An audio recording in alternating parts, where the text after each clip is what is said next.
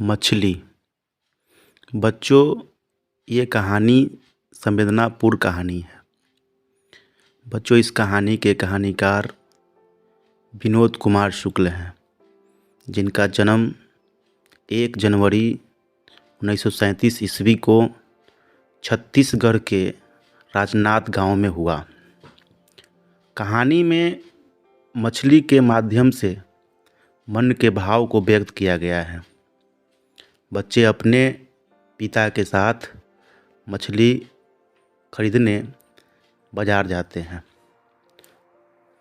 3 मछलियाँ खरीदी जाती हैं, जिसमें से एक खरीदने के वक्त ही मर गई थी। बच्चों की इच्छा थी कि एक मछली कुएं में पाली जाए और उसके साथ रोज़ खेला जाए।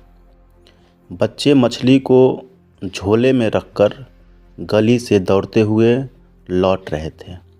वे सोच रहे थे कि बिना पानी के मछली मर जाएगी, क्योंकि झोले में रखी 3 मछलियों में से 2 मछली ही जीवित थी, एक मछली मर चुकी थी। उनके तड़पने की झटके उन्हें महसूस हो रहे थे। अचानक जोर से बारिश होने लगती है। बच्चों ने झोले का मुंह फैला दिया ताकि मछली मर न जाए, क्योंकि वे एक मछली को कुएं में पालना चाहते थे।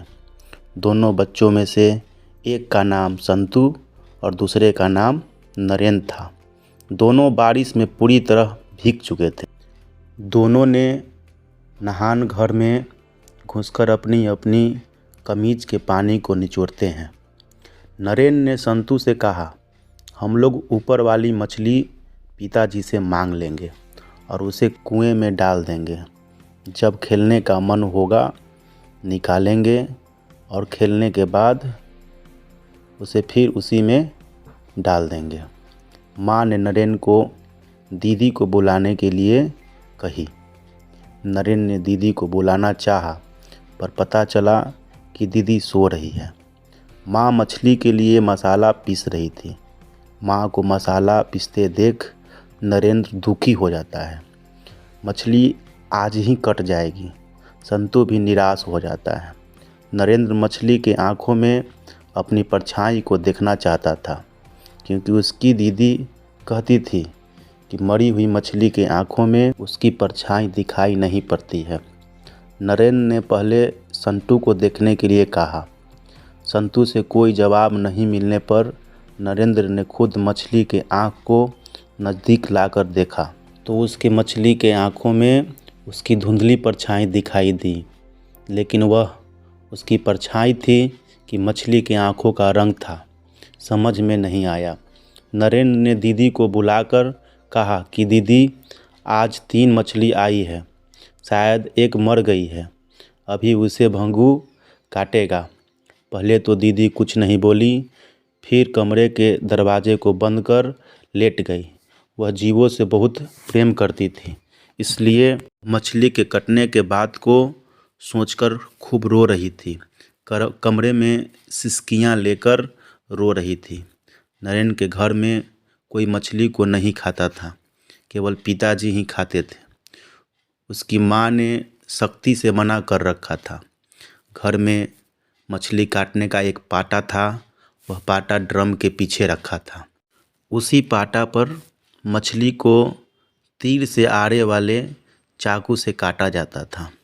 घर का नौकर भग्गू वह पाटा लेकर मछली काटने के लिए चल दिया। भग्गू ने एक मछली को पत्थर पर 2-3 बार पटकता है और मरी मछली के शरीर पे राख को अच्छी तरह मलने लगता है और पाटे के ऊपर रखकर मछली के गर्दन को एकदम से काट देता है।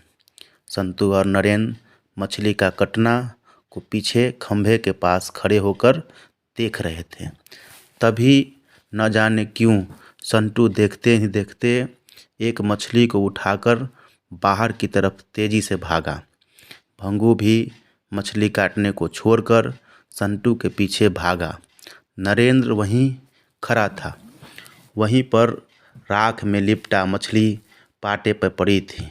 एक मछली जिंदा थी। शायद संतू मरी हुई मछली को लेकर भागा था, ऐसा नरेंद्र सोच रहा था। नरेंद्र जब बाहर जाकर देखता है तो संतू कुएं के पास मछली को पेट के पास छुपाकर लेटा हुआ था। भग्गू मछली को छीनने का कोशिश कर रहा था। भग्गू को डर था कि अगर संतू ने मछली को कुएं में डाल दिया तो पिताजी उसे ही डांटेंगे। अंदर से पिताजी को ज़ोर ज़ोर से चिल्लाने की आवाज़ आ रही थी। तीनों मछलियों के कई टुकड़े हो गए थे। मछलियों के गोल गोल चमकीले पंख आंगन में बिखरे पड़े थे। संतू और नरेंद्र के नए नए कपड़े गंदे हो गए थे।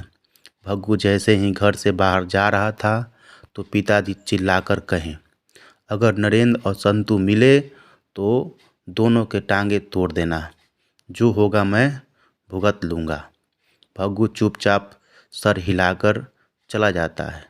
संतू चुपचाप सहमा सहमा आता है। कीचड़ से साफ कपड़े खराब हो गए थे। दीदी ने जो बाल बड़े प्यार से संवारे थे उसमें भी मिट्टी लगी थी। नहान घर में नरेंद्र को लगा कि मछलियों के गंध आ रही है, इसलिए उसने बाल्टी का पानी उलट दिया। पूरे घर में मछलियों जैसा गंध फैल गई। लेखक ने इस कहानी से जीवों के प्रति मानव भाव को प्रकट किया है।